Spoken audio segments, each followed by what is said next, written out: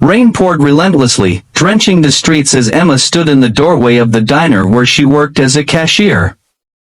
A frail homeless man huddled under a tattered blanket on the curb, shivering uncontrollably.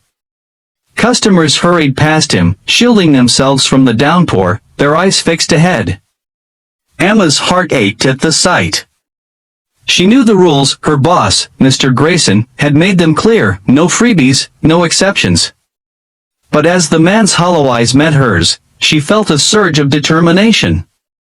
Ignoring her better judgment, she packed a hot meal and stepped outside. "You shouldn't have to go hungry," she said, handing him the food. The man looked up, his face softening with gratitude. "Thank you," he whispered. Emma felt a fleeting warmth in her chest, but it was quickly overshadowed by dread.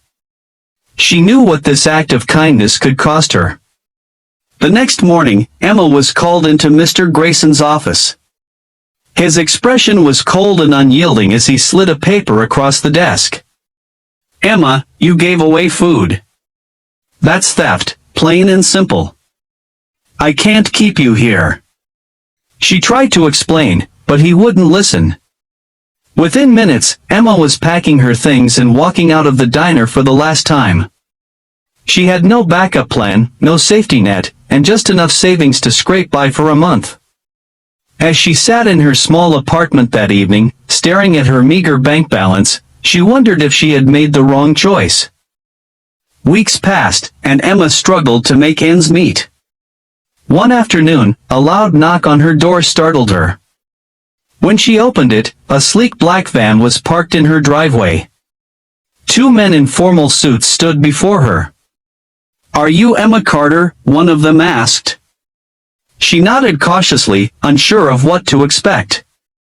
The men explained that they represented a charitable organization funded by an anonymous benefactor. "The man you helped that rainy night told us about you," one of them said.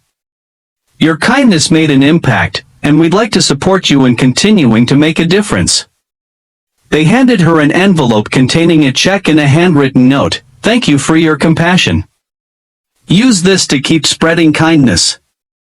Emma was stunned. With the money, she cleared her debts and rented a small space to open a soup kitchen. Determined to help others who had fallen through the cracks, she dedicated herself to providing meals and warmth to those in need. As word of her efforts spread, volunteers came forward, turning her small kitchen into a thriving community hub. One evening, as she served meals, Emma noticed a familiar face in the crowd. It was the homeless man she had helped that rainy night, but this time, he was standing tall and smiling. He approached her, holding out a donation envelope. "You saved me," he said, his voice trembling. "Now I want to help you save others." He explained that he had found work and wanted to give back to the place that had restored his hope. The soup kitchen became a beacon of hope in the community, proof that one small act of kindness could spark a chain reaction of compassion. Though Emma never saw the mysterious man or the black van again, their gift had changed her life forever. She realized that losing her job had been a blessing in disguise, leading her to her true calling. Emma's story spread far and wide, inspiring others to take action in their own communities.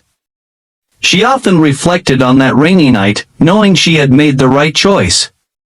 Kindness, she realized, was never wasted. It had the power to transform not just one life but many. And in giving, she had received far more than she ever imagined.